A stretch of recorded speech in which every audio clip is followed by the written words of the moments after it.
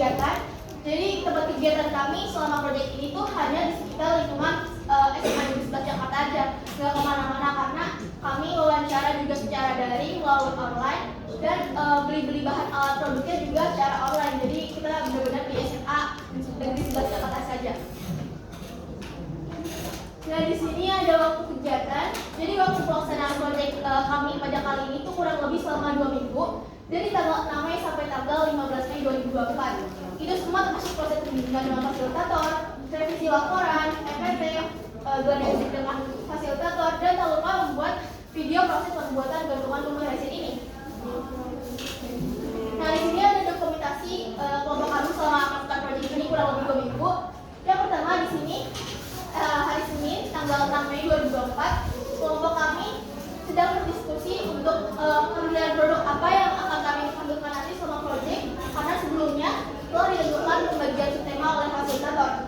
Nah, yang kedua di sini hari Selasa tanggal 7 Mei 2024, kelompok kami mulai menyusun rancangan laporan, PPT serta konsep-konsep video. Nah, pada keesokan harinya hari Rabu tanggal 8 Mei 2024, kelompok kami masih melanjutkan laporan, PPT, video, dan di sini juga kami survei pasar untuk mencari narasumber mana yang akan kami wawancarai. Kan kami Jumatnya libur, kita lanjut hari Minggunya tanggal 12 Mei 2024. Kelompok kami di sini membuat produknya sendiri, gantungan kunci resin itu sendiri, dan kita juga take video untuk video pembuatan, intro, dan outro-nya. Nah, lanjut ke hari Senin 13 Mei 2024. Di sini kelompok kami masih sama, masih melanjutkan PPT, laporan, sama mulai edit video. Kenapa ngedit video hari Senin? Karena kan videonya baru di-tag hari Minggunya, jadi memang agak belakangan. Terus kelompok kami hari Senin ini juga mulai membuat poster-poster untuk periklanan. Nah, hari Selasa tanggal 14 Mei ini kelompok kami masih melanjutkan terus semua PPT, laporan, video, dan kelompok kami juga melakukan proses jual beli dengan konsumen.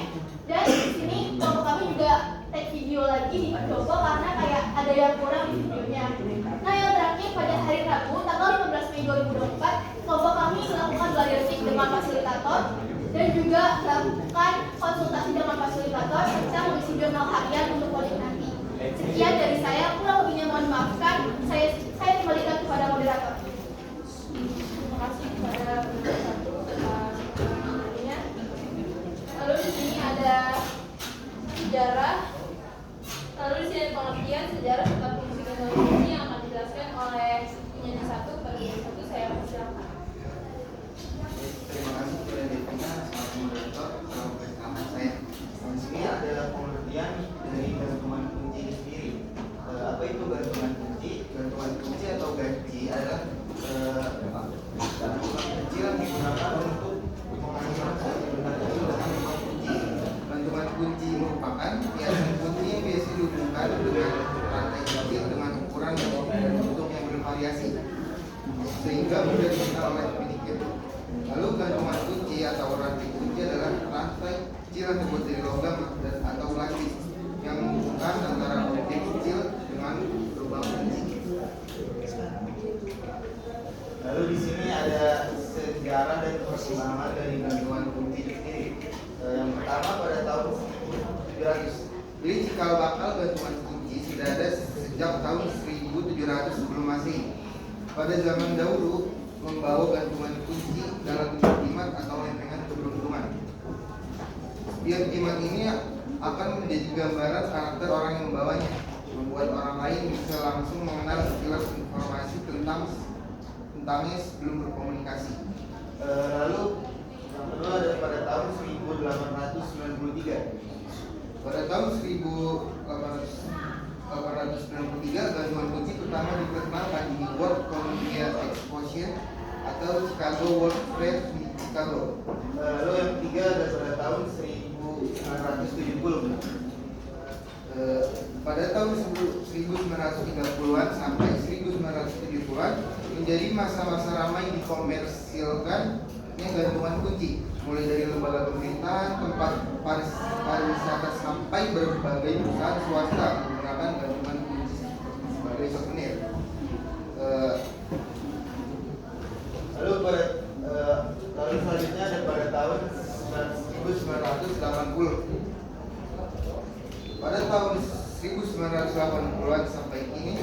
perkembangan gantungan kunci mulai terasa dari segi inovasinya.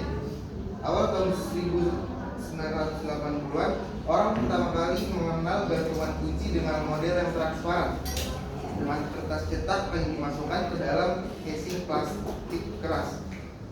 Sedangkan awal 1990-an, masyarakat dunia pertama kali mengenal gantungan kunci karet, dan dari sini mulai banyak bahan serta bentuk unik lainnya, disusul dengan bahan kayu, kulit sampai resin.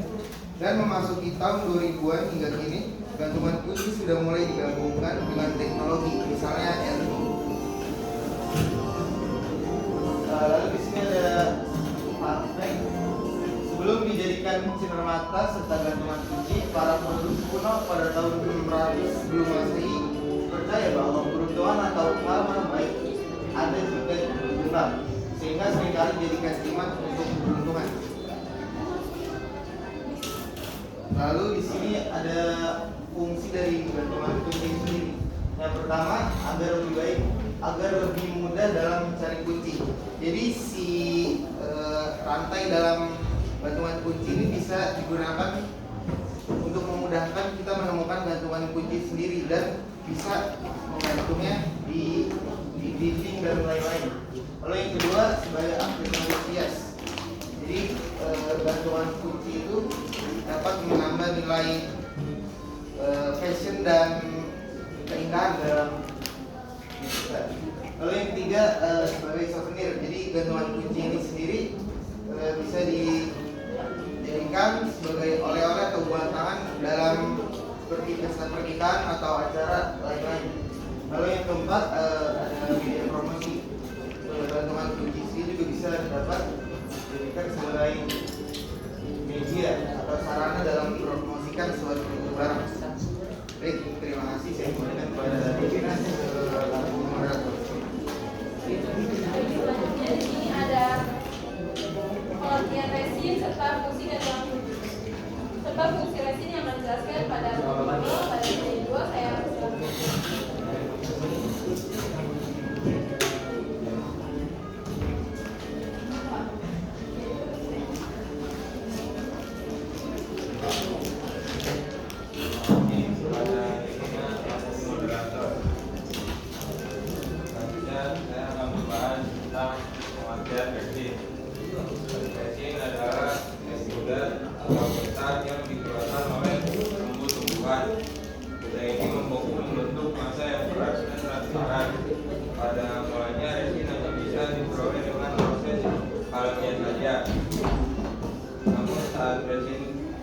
Namun saat ini resin dapat dibeli di toko bahan kimia sesuai jenis dan kebutuhan.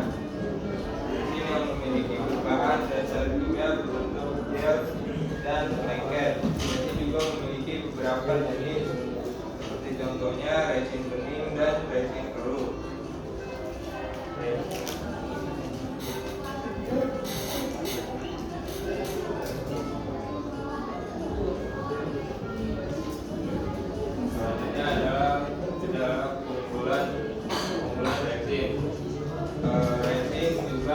Aman bagi lingkungan atau eco-friendly, terutama terletak pada kemampuannya untuk didaur ulang. Selanjutnya harganya yang terjangkau. Resin juga harganya terjangkau. Selanjutnya ada mudah memeras dan tidak beracun.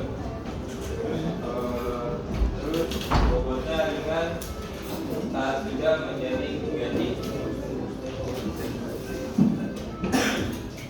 Terima kasih. Oke.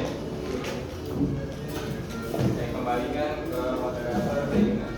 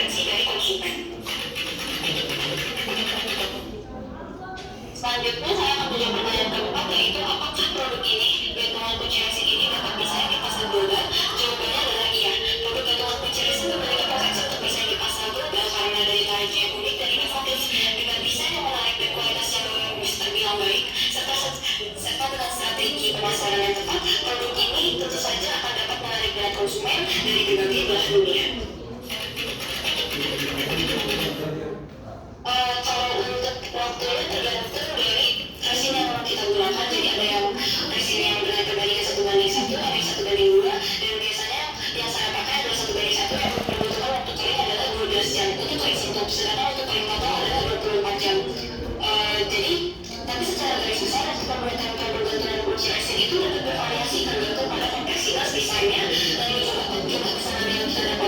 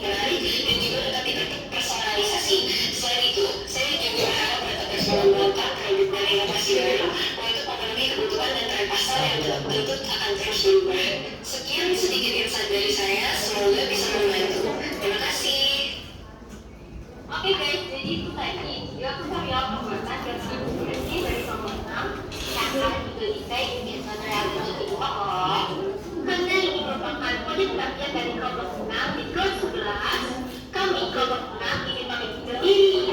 Dadah!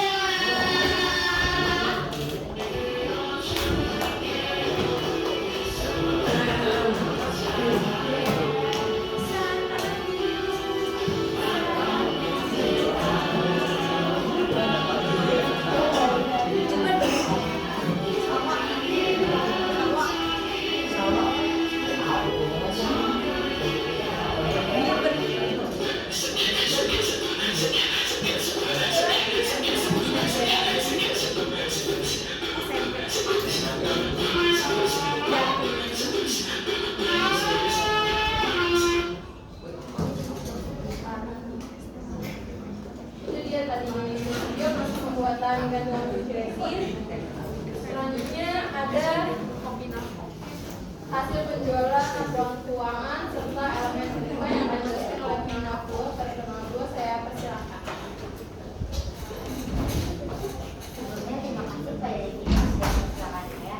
Nah tadi kan kita udah ngeliat video proses pembuatannya. Nah sekarang kita masuk ke tahap setelah proses pembuatan, yaitu proses penjualannya. Nah dalam proses penjualan ini kami menggunakan teknik secara langsung atau tidak menggunakan kayak OPPO dan segala macamnya, dan mempromosikannya melalui poster yang kami sebarkan melalui grup angkatan. Karena di salah satu kegiatan tersebut kami mentargetkan pasar target kita tuh kepada siswa-siswi yang semester belajar. Maka dari itu kami mempromosikannya melalui di-share di grup angkatan.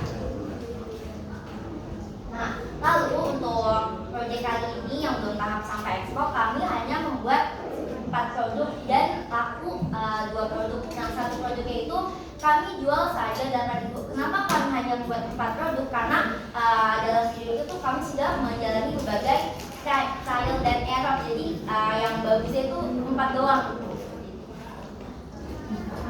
Nah, di sini ada laporan keuangan. Nah, dalam proses kewirausahaan kan gak jauh-jauh dari yang namanya modal. Nah, di sini kita punya kas atau modal. Nah, dari kas atau modal ini pemasukannya dari patungan masing-masing anggota yang berjumlah 15.000 dan total kas atau modal yang kami punya sebanyak 90.000. Lalu di sini ada pengeluaran atau keperluan kami dalam membuat gantungan kunci resin ini. Yang pertama resin dan katalis sebanyak 2 buah dan seharga 40.000. Lalu cetakan resin 1 buah seharga 19.000 dan foil paper atau aluminium foil itu 2 buah harganya itu 2.000. Lalu ada glitter 4 buah atau 4 warna itu harga 13.000. Lalu dari flower atau bunga kering yang tadi ada di gambar itu 1 lembar dan harganya 8.000. Dan yang terakhir packaging itu 1 lusinnya 3.000. Nah, total keperluan atau pengeluaran kami yaitu sebanyak 8.000 sehingga menghasilkan sisa yang akan dimasukkan ke kas satu modal sebanyak 5.000. Nah, di sini ada pemasukan atau keuntungan yang telah kami dapat. Dan karena kami hanya membuat 4 produk dan yang terjual sebanyak 2 produk, maka keuntungan yang baru kami dapatkan sebesar 16.000. Nah, sisa bahan-bahan yang kami berikan itu agar tidak mengalami kerugian, kami akan membuat lagi dengan evaluasi yang kami dapatkan dari produk yang ada tersebut, itu yang akan kami jual pada saat ekspor nanti. Nah, di sini ada dokumentasi penjualan mulai dari promosi, pembuatan poster, lalu penjualan kepada konsumen dan foto barang konsumen tersebut. Nah, di sini ada elemen kelima yang telah kami terapkan dalam proses proyek ini. Yang pertama ada berakhlak mulia. Nah, dari berakhlak mulia ini kami proses penawaran itu kan nggak mungkin maksa orang untuk beli kami. Dari sini kami utamakan sifat berakhlak, menawarkan produk secara baik-baik gitu ya. Selanjutnya ada kebinekaan global. Di proyek kami ini banyak terdiri dari suku, ras, dan agama. Nah, jadi perbedaan itu kami menjadi satu dan membuat satu kesatuan yaitu gantungan kunci tersebut. Dan selanjutnya ada mandiri dan kreatif. Nah, dari mandiri dan kreatif ini kami dituntut untuk bisa membuat produk inovasi dan contohnya gantungan kunci ini. Kan gantungan kunci ini banyak bentuknya, ada yang bisa bikin warna, huruf dan bentuk segala macam. Di sini sifat kreativitas kita tuh diuji gitu. Dan selanjutnya ada bernalar kritis. Nah, kenapa bernalar kritis ini bisa kita terapkan? Karena kan dalam menentukan produk kita harus berpikir apa sih produk yang disukai oleh teman-teman sebaya pegawai kami. Terus kalau gantungan kunci itu bahannya apa yang mereka sukai. Kita dituntut untuk berpikir kritis agar kita nanti tuh untung gitu, bukannya rugi. Lalu yang selanjutnya gotong royong. Nah, gotong royong ini pasti perlu banget yang ada di proyek kelima ini karena kan banyak banget ya di proses pembuatan video, laporan, PPT. Jika nggak ada sifat gotong royong tersebut, maka proyek ini nggak akan berjalan sesuai dengan hari yang ada sekarang. Nah, selanjutnya saya akan kembalikan kepada Bina. Itu saja materi yang dapat saya sampaikan. Terima kasih. Selanjutnya kelompok kami akan membuka sesi tanya jawab serta saran dari ibu penyanyi serta teman-teman kalian yang ada yang ingin bertanya.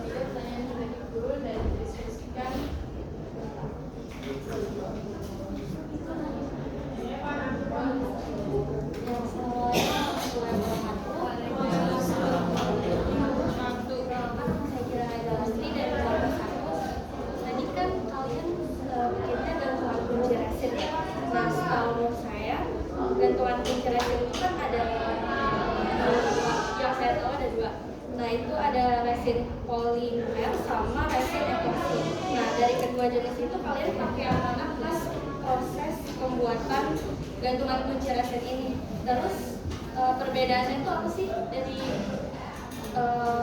dua jenis resin yang tadi itu? Dan kira-kira menurut kalian lebih baik pakai yang mana? Terima kasih. Ada yang ingin bertanya lagi? Kalau tidak, pertanyaannya kami dulu dan kami diskusikan.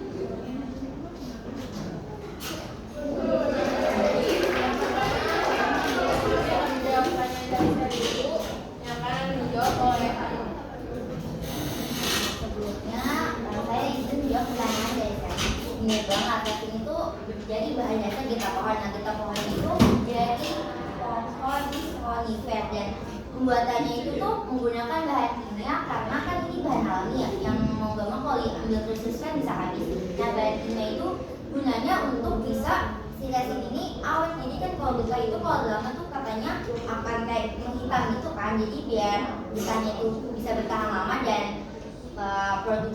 produk untuk si getah pohonnya atau si resin ini bisa banyak punya sampai lama bisa makanya ditambahin bahan kimia. Jadi untuk pembuatan gantungan kunci resin itu bukan semata-mata cuma bahan getah pohonnya gitu ditambahin sama bahan kimia lagi, dan katalis itu kan bahan kimia ya. Jadi makanya tadi kita pembuatannya itu pakai sarung tangan biar safety gitu.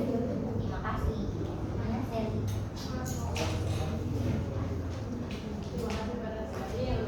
Selanjutnya pertanyaan dari Sarwa akan dijelaskan oleh Kak. Sebelumnya saya ingin menjawab pertanyaan Sarwa. Jadi kelompok kami itu memutuskan untuk tidak melanjutkan penjualannya, hanya sampai pada ekspor kelima nanti, karena dilihat dari keuntungannya sepertinya hanya segitu saja gitu. Jadi kami bisa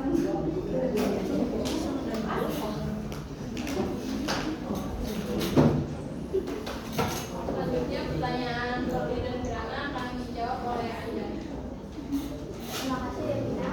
Mungkin yang pertama saya akan menjawab yang dari Kirana terlebih dahulu. Pertama-tama terima kasih Kirana atas pertanyaannya. Tadi yang Kirana pertanyaannya 3 ya? Mungkin dari pertanyaan pertama dulu, mana yang kita pakai resin yang mana untuk proyek kali ini? Kita pakai resin jenis polimer gitu kan. Nah, kalau untuk perbedaannya sendiri, resin jenis polimer sama resin epoxy ini ada banyak sebenarnya. Tapi mungkin aku coba bisa sebutin sampai 5 aja. Yang pertama nih dari segi baunya dulu. Kalau misalnya resin polimer ini baunya ini lebih menyengat. Kalau misalnya resin epoxy ini baunya nggak menyengat. Terus kemudian dari segi tekstur pas finishing. Kalau misalnya resin epoxy, resin polimer ini dia finishingnya tuh kayak masih belum halus lah intinya. Terus kalau misalnya resin epoxy ini dia finishingnya udah halus, udah glowing, udah jernih, udah terjawab lagi. Terus yang selanjutnya mungkin dari segi harga yang mesti paling menonjol ya. Kalau resin polimer ini dia harganya lebih terjangkau, lebih murah dibandingkan dari resin epoxy. Kita tuh beli resin polimer tadi harganya cuma 20.000 sebotol ini udah sama katalisnya. Sedangkan di Shopee itu resin epoxy udah banyak banget, tapi dia harganya 100-an lebih. Dan itu belum sama katalisnya, belum sama pengerasnya gitu kan. Nah, untuk perbedaan yang berikutnya mungkin dari segi zat pengeras. Kalau misalnya resin polimer ini tuh nama zat pengerasnya kan tadi katalis. Kalau misalnya resin epoxy, zat pengerasnya namanya hardenen. Beda. Perbandingannya kalau resin polimer ini 3:1, kalau resin epoxy ini perbandingannya 100:1. Nah, terus kalau misalnya kalian di sini nanya-nanya, kenapa kan resin epoxy ini yang lebih baik, ya kan? Kenapa kita pakainya resin jenis polimer? Seperti yang tadi sudah saya bilang, kalau misalnya resin epoxy ini kan kualitasnya bagus, ya kan? Dia waktu pengeringannya juga cepat dibandingkan dari resin polimer. Terus dia juga kualitas daya tahannya lebih kuat resin epoxy daripada resin polimer ini. Dan itu membuat harga resin epoxy mahal. Karena kita masih pelajar, masih minta uang orang tua, dan untuk menghemat budget juga, kita pilih yang resin jenis polimer aja gitu.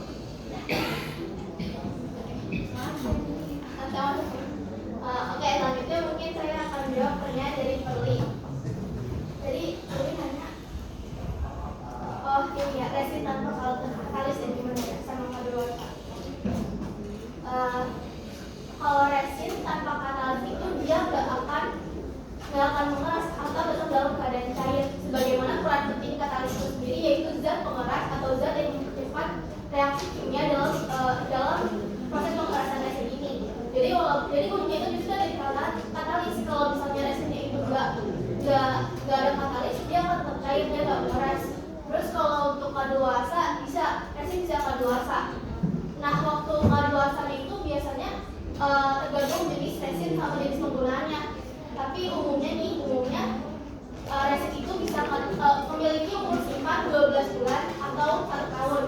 Itu sebelum dibuka. Tapi kalau udah dibuka dari botol deterjennya atau dari segelnya gitu, dia berubah misalnya 6 bulan aja gitu kan. Terus ciri-ciri resin yang kadaluarsa. Ciri-ciri resin kadaluarsa. Kalau ciri-ciri resin yang udah kadaluarsa itu dia ada perubahan warna. Kan resinnya seperti ini. Dia bakal berubah dari warna bening ini coding gitu. Terus yang kedua mungkin perubahan dari segi tekstur. Kan resin ini kan cair. Kalau misalnya dia udah dewasa dia akan kental dan itu bakal mempengaruhi kemampuan dia pas nanti akan mengeras. Ya. Selanjutnya untuk diskusi ada saran untuk kelompok kami.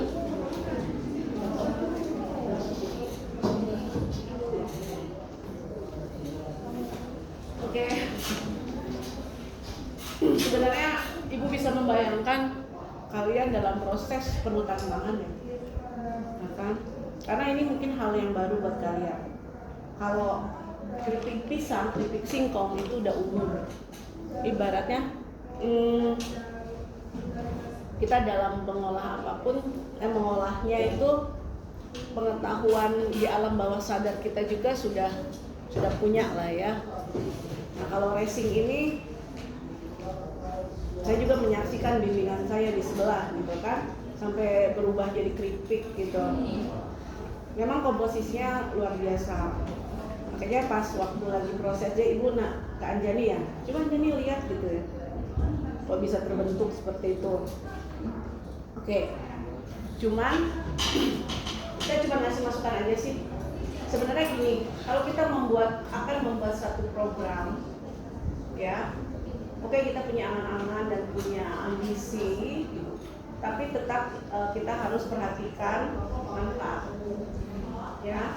Nah, tadi pertanyaannya bagus nih, mau lanjut nggak nih, gitu kan? Karena sebenarnya tujuan kita di project P5 ini, kita jangan pernah sia-siakan sebenarnya kesempatan kita dalam belajar ini. Jadi sebisa mungkin tujuan utama dari P5 ini harus berkelanjutan, tidak hanya stop di sini, ya. Ya sebenarnya sih kami juga ada sedikit prihatin gitu ya, karena masih banyak acuannya itu hanya pada saat pengambilan nilai. Padahal diharapkan dari P5 ini sebenarnya berkelanjutan. Contoh waktu project waktu kalian kelas 10 semester genap kalau nggak salah, mengenai mengenai kebersihan yang hemat energi kapan tuh? Kelas 12. Semester kemarin ya? Proyek pertama hemat energi, wah idealisnya luar biasa, ya kan? Bagaimana caranya kita hemat energi? Ini kan sebenarnya pengetahuan dasar kalian, pengetahuan bekal kalian untuk hidup lebih bijak. Tapi kenyataannya dalam pola hidup sehari-hari itu nggak dapat.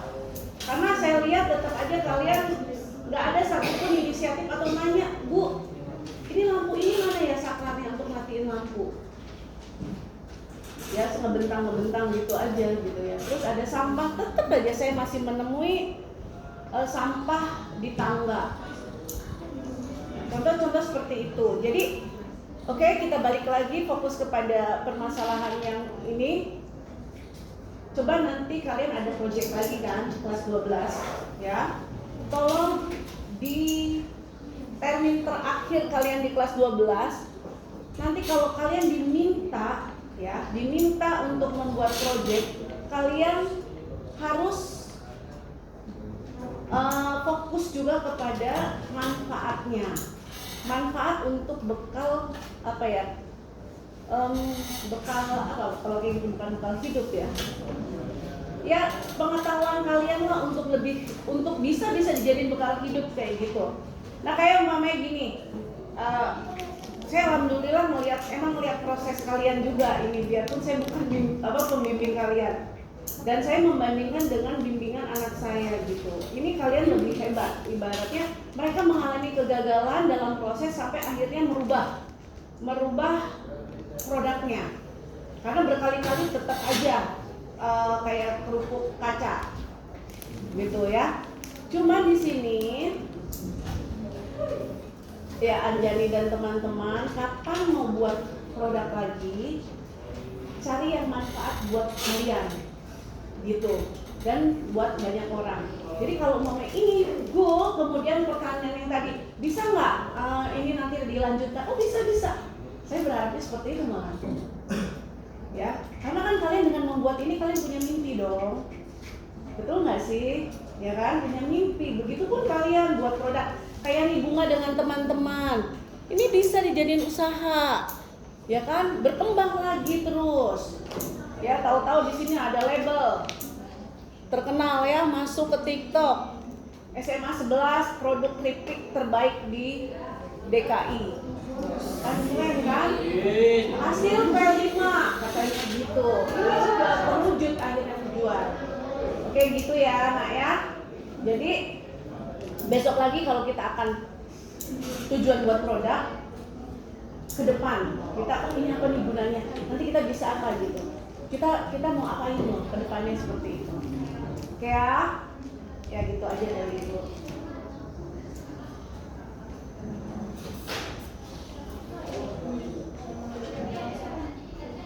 Terima kasih pada info ya dan sarannya. Selanjutnya yang terakhir di sini ada saran serta kesimpulan yang akan dijelaskan oleh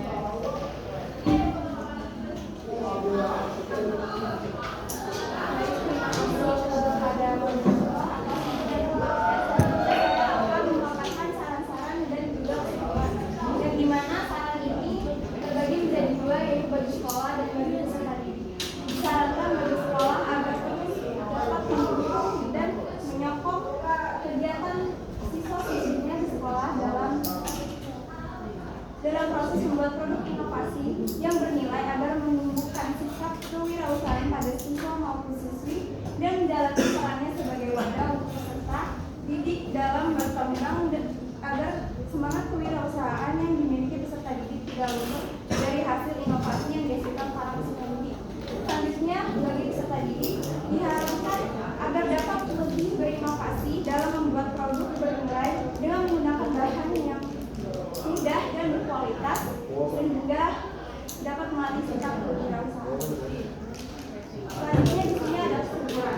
Setelah kita melakukan eksplorasi dan telaah mengenai proses pembuatan dan fungsi resin ini, maka hal yang dapat kita simpulkan adalah resin merupakan zat padat yang berasal dari beta-klorofon sebagai bahan pembuat teknis dan sikap padat. Resin memiliki karakteristik yang padat, bening rapuh, mengkilat, serta mudah terbakar dan banyak digunakan oleh bagian dan dapat larut dalam peraut modern seperti alkohol yang juga merupakan